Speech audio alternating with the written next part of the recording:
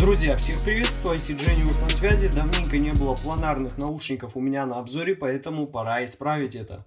Сегодня рассмотрим шикарную новинку от компании Tanzu. Это третий заключительный релиз компании. На моем канале также есть два обзора на их первые наушники Yuanli и Shiminli. Вы можете ознакомиться с ними, если это вам интересно. Ну а сегодня предлагаю поговорить о Zetianwu. Друзья, вы только посмотрите, в какую большую коробку упакованы наушники. Она действительно красиво оформлена и имеет довольно нетипичный большой размер.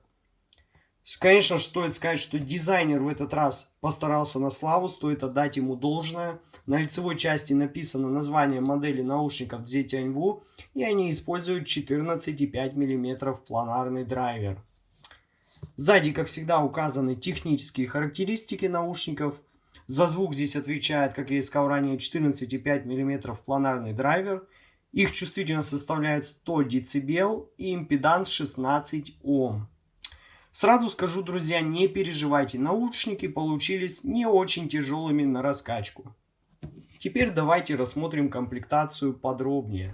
Ну а первое, что нас встречает, это сами наушники, которые здесь были надежно зафиксированы, и стоит сказать, что выглядят они очень хорошо.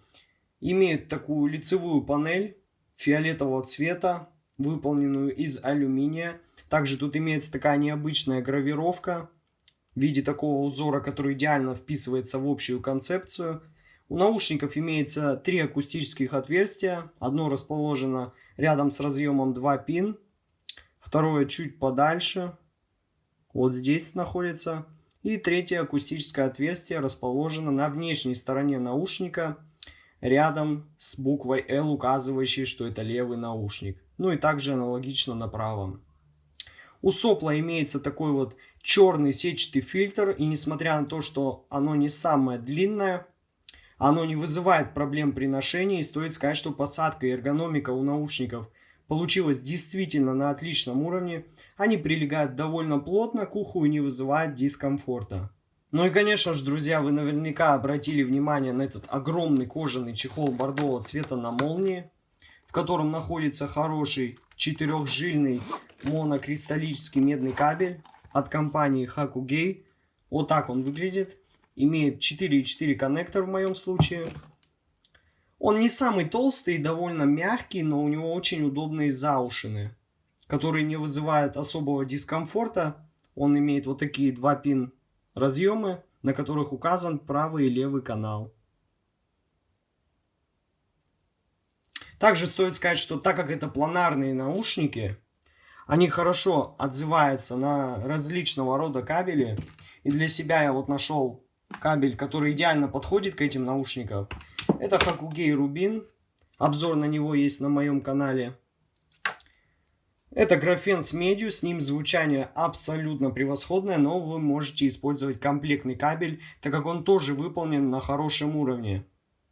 Ну а здесь расположились различные амбушюры для более сбалансированного звучания, для усиления басовой области и вот такие обычные силиконовые черные насадки.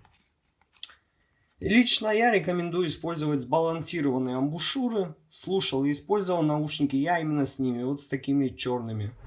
Ну а теперь, друзья, мы подошли к самому интересному, а именно к звучанию этих наушников. Использовал и слушал я эти наушники с ЦАПом Dyno DTS 500. Это далеко не топовый ЦАП по нынешним меркам и никак не сравним с хорошим стационаром или плеером. Но даже несмотря на это, он без проблем сыгрался с данными наушниками. Как всегда, теперь начинаю разбор с их низких частот. Басовая область в этих наушниках очень хорошая, буквально удивляет с первого прослушивания. Она хорошо возвышена, имеет отличную глубину и проработку, и отлично звучит даже на низких нотах. Мне нравится сабвуферный эффект, который дают эти наушники. А мидбасовая область здесь просто заглядение. Отличная резвая скорость. С плотной, хорошей атакой имеется отличное ощущение массы и объема и превосходная текстура. Низкие частоты, имеющие эффекты дисторшена, либо насыщения сатурацией, звучат очень хорошо, и эти эффекты остаются очень слышимыми в большинстве музыкальных композиций.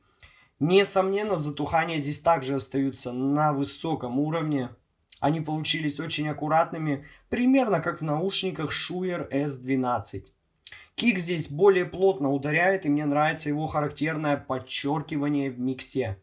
И вообще, честно говоря, низкие частоты в этих наушниках меня прям очень удивили, как для планарных наушников. Они отлично контролируются, и есть ощущение, будто они имеют такой динамический характер.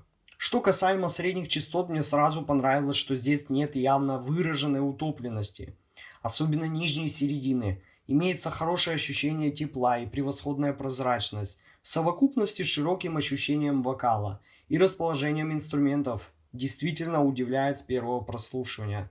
Что мужской, что женский вокал в этих наушниках звучит абсолютно хорошо. Он не утоплен, скорее слегка приближен к нам, но он не звучит интимно.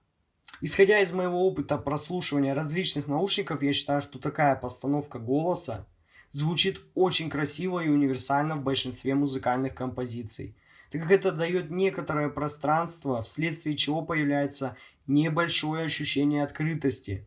А вот что касаемо барабанов, снейров, клэпов, они отлично подчеркнуты в миксе. Но что мне нравится больше всего, что они не стараются взять на себя много внимания в музыке.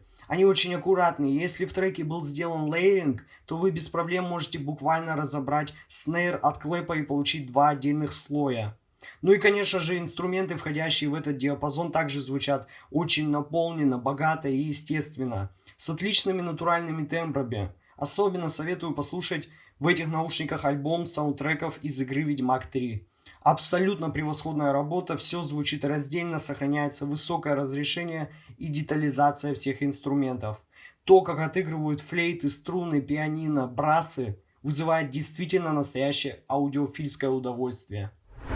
Ну а теперь поговорим о высоких частотах в этих наушниках. У Дзетяньву здесь заметен аккуратный и очень правильный подход к настройке. Такая очень гладкая, аккуратная подача с отличным блеском на хай-хетах и крэшах.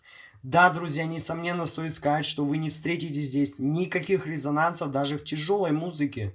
С кучей грязных, перегруженных инструментов наушники действительно обеспечивают превосходную техничность, чем-то напоминающую наушники Shure S12. Имеется отличное ощущение воздушности и высокого разрешения. Также стоит сказать, что здесь прекрасно звучат перкуссии, на которые вы будете обращать внимание как можно больше, так как наушники имеют отличный уклон в микро и макро детали.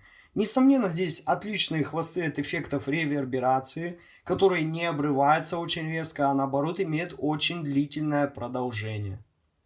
Звуковая сцена и визуализация в наушниках ZTNV действительно получилась очень широкая, имеется превосходная стереопанорама и ее проработка, отличная глубина погружения и прекрасная прорисовка каждого отдельного инструмента.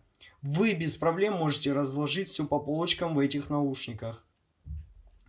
Ну а вывод по данной модели наушников получился у меня таким, что на самом деле Дзетяньву для меня получились буквально идеальными наушниками в этом ценовом диапазоне.